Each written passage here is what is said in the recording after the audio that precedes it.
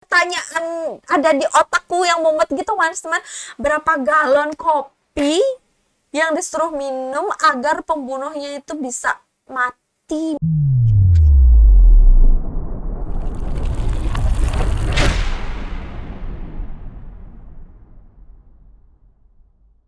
Halo teman-teman, welcome back to my YouTube channel Momoy Timothy. Apa kabarnya hari ini teman-teman? Seperti tertera di dalam judul, kali ini aku akan membawakan tentang kopi. Teman-teman, sudahkah kalian minum kopi hari ini? Nah, ayo yang suka kopi tentunya pasti sudah pada minum kopi ya, apalagi didampingi dengan jajanan tradisional, cake ataupun makaron gitu ya. Langsung deh, auto seruput mantap, ludes hingga tetes terakhir, teman-teman. Nah, buat pecinta kopi, pasti kalian tahu kan nikmatnya minum kopi, apalagi di saat hujan deras ataupun hujan badai gitu kan. Nggak peduli yang di luar seperti apa hujannya, yang penting kita di dalam langsung tetap minum kopi yang panas dengan jajanan. Surga dunia banget kan teman-teman. Namun teman-teman, kalian tahu nggak bahwa kopi ternyata memiliki sejarah kelam dalam sejarah manusia. Sejarah pelarangan kopi di berbagai belahan dunia teman-teman. Kopi ini pernah dilarang teman-teman di berbagai belahan dunia. Nah, sebelum aku akan membahas kopi ini, seperti biasa kalian akan mendengarkan sejarah kenapa aku mengangkat tema si kopi ini. Nah, sejarahnya adalah pada suatu hari gitu kan, aku lagi baca artikel cantik gitu di internet, terus tiba-tiba aku melihat ada pop-up gambar kopi. Gambar kopinya ini menggoda banget teman-teman. Ada asap, kayak asap-asapnya gitu, dengan cangkir cantik, terus ada makaron di sampingnya. Langsung deh aku pingin tuh, aku seketika jiwa-jiwa pingin ngopiku tuh meronta-ronta teman-teman, pingin banget aku ngopi. Akhirnya aku buat kopi dong teman-teman. Nah, setelah kopiku jadi, aku klik deh itu artikel. Ternyata teman-teman, aku menemukan sejarah kelam di balik kopi ini. Apakah itu teman-teman? Yuk dengarkan ocehanku. Dikutip dari jatimtimes.com, kopi di beberapa belahan dunia pada masa itu menjadi minuman terlarang untuk dikonsumsi masyarakat. Ada sanksi berat bagi yang melanggarnya, teman-teman. Dari hukuman mati, pemukulan, sampai pada stigma negatif sebagai minuman setan. Setan, teman-teman. Minuman setan. Pada tahun 1633, Sultan Murad keempat menyatakan bahwa minum kopi di depan umum bisa membuat orang dihukum mati. Kekaisaran Ottoman pada abad ke-17 sangat membenci kopi. Bahkan ia pernah menyamar dan berjalan-jalan di Istanbul dengan membawa pedang. Dan setiap orang yang meminum kopi akan dipenggal di tempat. Tak ada ampun, langsung tebas, penggal gitu teman-teman. Serem banget ya hidup di zaman itu ya. Minum kopi pun bisa langsung dipenggal saat itu juga. Tidak hanya di Istanbul teman-teman, ada beberapa negara-negara yang melarang warganya juga tidak boleh minum kopi pada masanya. Nah, kali ini aku akan menginformasikan negara-negara manakah yang pernah melarang warganya untuk meminum kopi teman-teman. Yang pertama ada juga selain Turki tadi ya, selain Istanbul, yang pertama ada Mekah, teman-teman. Tahun 1511, pemerintahan kota Mekah secara resmi melarang peredaran dan mengkonsumsi kopi. Bagi mereka, saat itu meminum kopi bisa memunculkan perilaku radikal. Alasan politik dari otoritas pemerintah juga menjadi salah satu faktor kopi dilarang. Gubernur wilayah setempat bahkan percaya meminum kopi dijadikan alat dan ruang bagi kelompok oposisi untuk melakukan perencanaan kudeta. Teman-teman, jadi itu ya gubernurnya itu Parno gitu teman-teman. Kalau pas di saat orang-orang minum kopi itu kan kayak ada banyak waktu untuk ngegibah, gosip, sharing, discuss segala macam. Jadi itu gubernurnya tuh takut akan ada pengkudetaan dari hasil ngumpul-ngumpul gibah-gibah, gosip-gosip gitu teman-teman. Dan hingga akhirnya mungkin pemerintahan mereka tuh parno gitu ya teman-teman. Parno, takutnya tiba-tiba ada perencanaan kudeta, penggulingan jabatan, segala macam gitu teman-teman. Itu salah satunya Mekah. Yang kedua ada Italia. Nah, bagi warga Italia ada 3 hal yang dipuja sampai kini, yaitu paus, makanan, dan kopi. Tapi di abad ke-16, Italia pernah melarang warganya meminum kopi. Dikarenakan saat itu kopi disebut sebagai minuman setan. Tuh kan, setan lagi. Identik banget ya dengan setan si kopi ini. Mungkin karena warnanya hitam kali ya. Gak juga sih kan, hitam itu tapi manis loh teman-teman. Tapi kalau kopi pahit, tapi kalau dicampur dengan gula manis gitu kan, manis. Oke, lanjut. Peran Paus Clement yang ke-8 lah yang membuat kopi di Italia berubah 180%. 180 derajat maksudnya teman-teman. Hal ini dimulai saat Paus mencicipi kopi dan menyatakan bahwa minuman tersebut lezat dan bahkan dianggap sebagai minuman yang diberkati. Italia pun menjadi negara pemuja kopi sampai saat ini.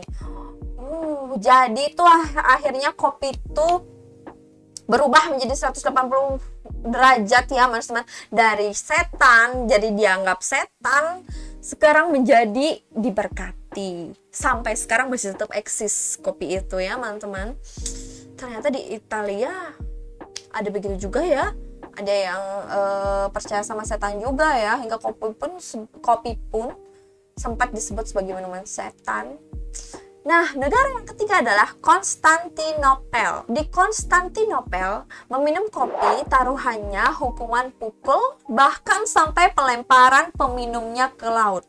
Setelah orang tersebut dimasukkan karung tertutup terlebih dahulu. Ini terjadi pada masa Murad keempat pada tahun 1623. Hukuman bagi orang yang ketahuan pertama kali mengkonsumsi kopi adalah mendapatkan hukuman pukulan. Sedangkan jika orang tersebut tertangkap masih mengkonsumsi kopi, maka dia akan dimasukkan pada sebuah kantong kulit yang dijahit, dilemparkan ke laut. Teman-teman. Jadi di Konstantinopel ini, teman-teman, pada tahun 1623 yang ketahuan minum kopi benar-benar akan dipukul langsung gitu ya teman-teman.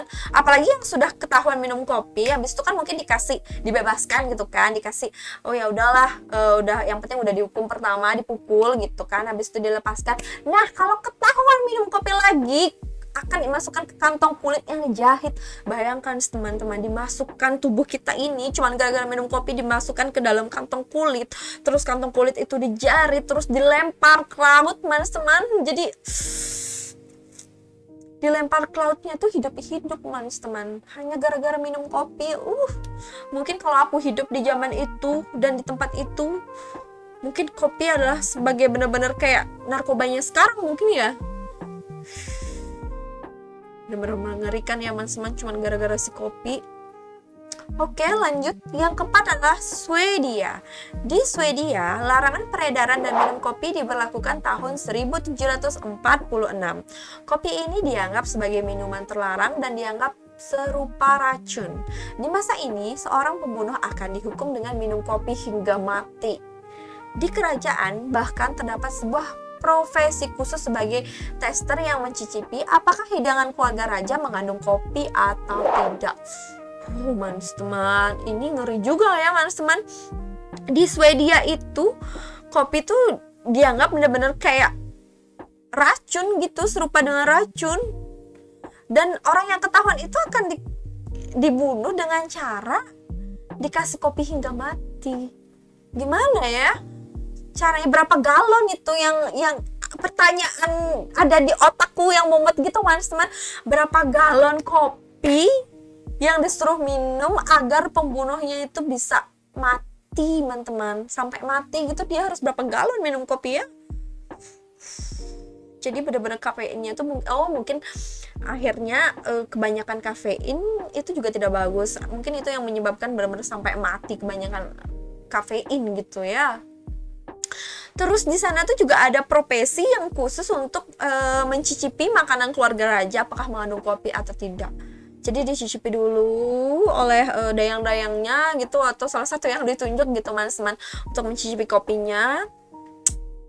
Ini mengandung kopi, mencicipi kopinya, mencicipi makanannya, apakah makanan ini mengandung kopi atau tidak, teman-teman. Sampai sebegitunya di Swedia, teman-teman. Gak nyangka ya, kopi itu zaman dulu benar-benar seperti itu banget. Oke, negara kelima adalah Prusia. Prusia di tahun 1777 saat kopi mulai menelan bir yang merupakan minuman khas wilayah setempat, Raja Frederick dari Prusia membuat sebuah manifesto dan perintah bagi warganya. Dia meminta rakyatnya untuk mengganti dan membuang semua kopi mereka lalu menggantinya dengan bir.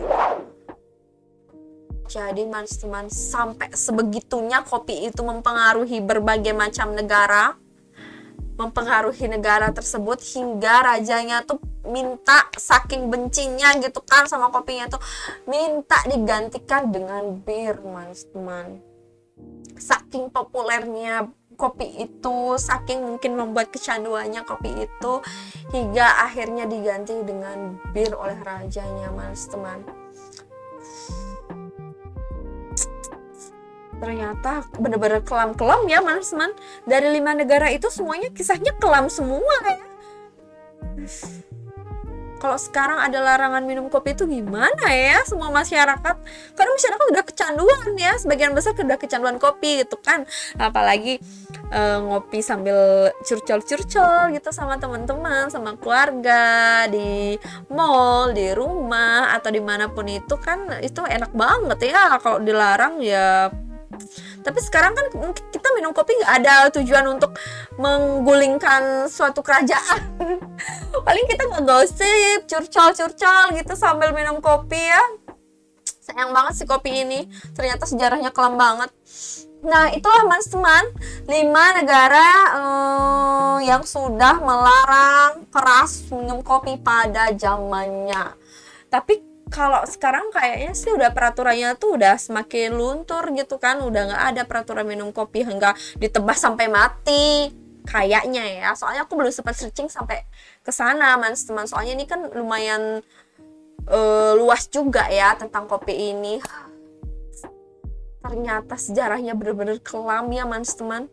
Aku nggak nyangka sampai segitunya dilarangnya minum kopi, saking parnonya perangkat-perangkat negara, kepala-kepala negara, gubernur dan lain sebagainya, saking parnonya digulingkan pada masa itu hingga melarang kopi itu, teman-teman. Padahal itu cuma kopi, minuman yang enak banget, bisa dijadiin es kopi, bisa dijadiin kopi hangat gitu kan, bisa jadiin latte ya, pokoknya segala macam deh, teman-teman. Oke, teman-teman, segitu itu dulu kisah tentang sejarah kelam si kopi ini, teman-teman. Semoga tidak akan terjadi sejarah-sejarah itu lagi ya. Semoga negara ini aman, tentram, sehat semua ya, teman-teman. Oke, teman-teman, segitu dulu ocehan aku kali ini. Jika kalian ngerasa ada tambahan tentang kopi ini, kalian bisa komen di bawah apa yang kalian ketahui tentang kopi, atau ada yang mau request pingin dibawakan materi yang lain, kalian bisa komen di bawah juga, teman-teman. Jangan lupa like, comment, subscribe, dan share videoku hari ini. Aku sangat berterima kasih kepada kalian yang sudah mensupport. Semoga kalian merasa terhibur atau mendapatkan sedikit tidaknya ilmu atau informasi tentang si kopi ini, teman-teman. Oke, segitu dulu, teman-teman, karena lumayan ya, udah capek juga nih ngoceh. Sampai jumpa di next video aku. Bye-bye. Terima kasih.